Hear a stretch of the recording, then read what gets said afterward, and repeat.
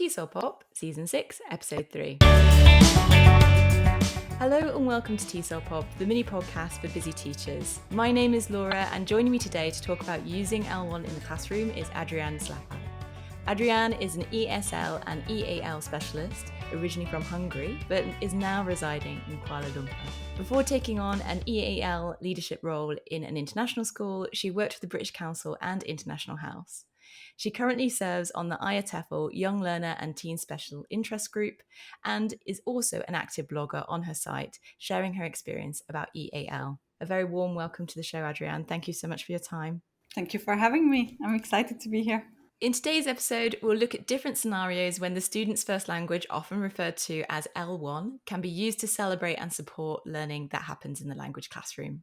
In this episode, we will unpack various scenarios and share tips on communicating to students and stakeholders the value L1 in the classroom has to offer. As with many ESL Pop episodes, today's topic is relevant to many teaching contexts, whether you teach ELT or other subjects face-to-face or online. So why not continue the conversation by sharing today's episode with your fellow teaching community? I think a good place to start, Adrienn, would be why you chose this topic and why you're so passionate about it. Well, I have been passionate about this for a while, and it goes back to my years of learning English, when my teachers in Hungary often reverted to Hungarian, mostly explaining grammar and translating words, and we had to do so much translation in class and preparing for exams, and I never found it useful. So when I became a teacher, I went down the SALTA route, and so I didn't use Hungarian for teaching English, and it worked. And so I didn't let my students use Hungarian either. And then when I became a Delta candidate, my mentor challenged me to review some of my views. And what I found was that, actually, using Hungarian or allowing my young learners to use Hungarian in the classroom was really motivating for them. And it can be useful for them for learning English. And then when I was tasked with setting up the EAL department in an international school outside of Kuala Lumpur, where a high percentage of the student population requires the EAL support, there were many obstacles. And one of the biggest ones that I had to face was that the school had this English-only policy that just did not fit. It did not fit the setting. So I started advocating for my students when I saw that allowing them access to their mother tongue was helping them succeed in lessons, especially in a high pressure environment where not only were they learning English, but they were learning subjects in English. So, just letting them access some of the materials in their own language was a game changer. Let's continue on that journey. I have a few scenarios here that I'm going to pitch to you, and then maybe we can unpack what would you do in that scenario, and have you even been in that scenario? Shall we get started? Yes. Scenario 1. You are assigned a multilingual group of learners who speak various languages. In this case, there is not a single dominant L1 shared among the group, although there are groups of students who share the same language as either an L1 or a second language. As a result, there are varying levels of languages spoken within this diverse group. How would you encourage the multiple L1s of this group to be used in a way that supports learning of English? I used to find this very challenging, and I still do sometimes, but with experience, I feel like I'm learning more tricks and tips that work. So the basic idea is that that the learner's mother tongue is there to serve as support or scaffolding for the learner so that they can do the task in the target language. And so the first thing that I think a teacher should do in this situation is group the learners according to L1. So if there are students who share an L1, then group them together. So, that's step 1. Now, what if you have students who don't share an L1 with anybody? Well, that's a bit of an issue. But then it's worth thinking about, is this a strategy that is going to work in my classroom? And alternatively, can I support those students or provide any kind of scaffold for them that replaces the peers who speak the same language? So maybe can I give them access to the internet and allow them to research the topic in their mother tongue, or any other support that you might have access to? Can you bring in a TA who speaks that language, for instance? So it really is something that you need to think about carefully before you start the lesson. Then the task also needs to be clearly defined, and there needs to be rules in place so that your learners know when and for what they can use their mother tongue. For instance, you might allow them to brainstorm together in their first language groups in the first language. And in my experience, this actually often helps loads because when learners have access to their mother tongue during that initial stage of an activity, when they're coming up with ideas, they can tap into their previous learning much more easily than if you ask them to stick to English, where they might not know the words that they need. And then this also provides a great opportunity to teach them the language that they need in that moment. And so the learning can actually initiate from there. And then also thinking about what kind of support materials we can provide for our students that's in their mother tongue. For instance, can we create, using Google Translate, can we create different versions of a handout so that they can rely on that? Or can we allow them to bring in bilingual dictionaries? And depending on the school policy, this might simply mean that they have access to the internet, or bilingual books, or checking what's available in the library if the school has a library. That was terrific. I think that's a lot for scenario 1. Are you ready to move on to scenario 2? Yeah, let's move on. So for scenario 2, you have a group of students with whom you share the same language, whether it's your L1 or another language that you know and understand. During lessons, students frequently turn to you to ask questions and communicate in the shared language instead of in the language of study. I've been here, and I'm sure you've been here before as well. Adrienn, how do you react in this scenario? Well, interestingly, this is exactly what I experimented with during the Delta. And in the past, I would have been like, can you please speak English? Like reminding them of the classroom rules or pointing to the classroom contract on the wall or something along those lines. But contrary to what I expected, what I found during that Delta experience is that, well, actually allowing them access to the mother tongue helps. So then why not? When my learners then asked whether they're allowed to use their mother tongue in follow-up lessons as well, I thought, well, okay, let's see how it works. And it worked really well. But I still stuck to my guns and I only spoke English to them. But it freed them up completely that I would actually respond to their contributions, whether it was in English or not. Now, I would never discourage a learner to speak their first language, because I would worry that they might feel like I'm disrespecting their cultural or linguistic heritage. And that's not a good place to start out from. And they might just disengage, especially if they are really young.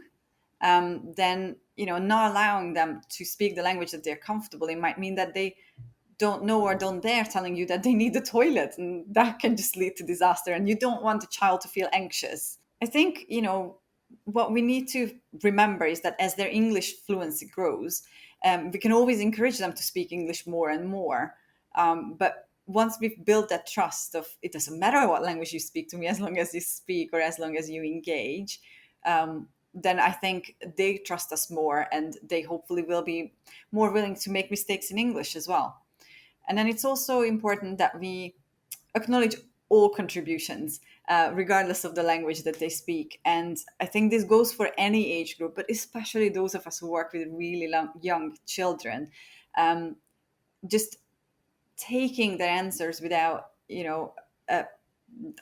for lack of a better word, for penalizing them for saying it in the wrong language.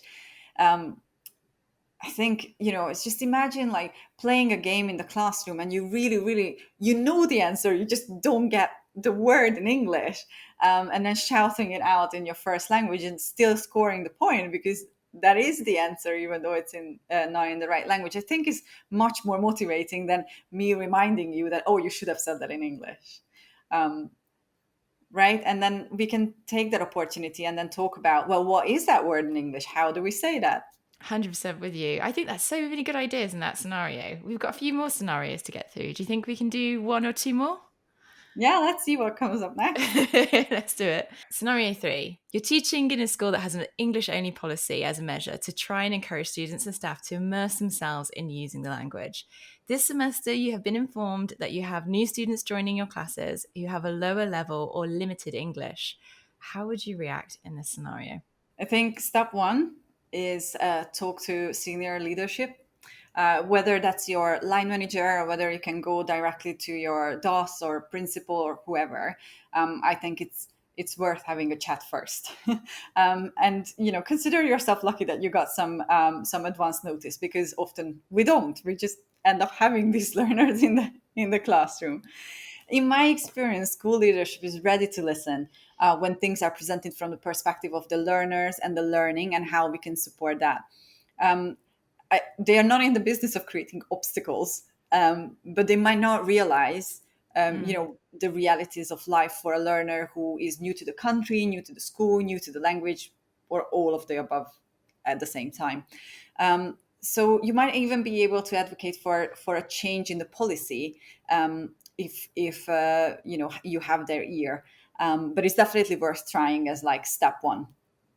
And then there are lots of things that you can do, lots of little things and tweaks that you can do in the classroom. So I would make the rules related to L1 and L1 use clear and visible. And I think this is key here, because if you have a very young learners or learners who are completely new to English and maybe even new to the script, they won't be able to read anything. So making it visual, and then sticking that on the wall somewhere, provides support for you as well when you're referring to those rules. And then it's much easier to get them involved with these rules as well.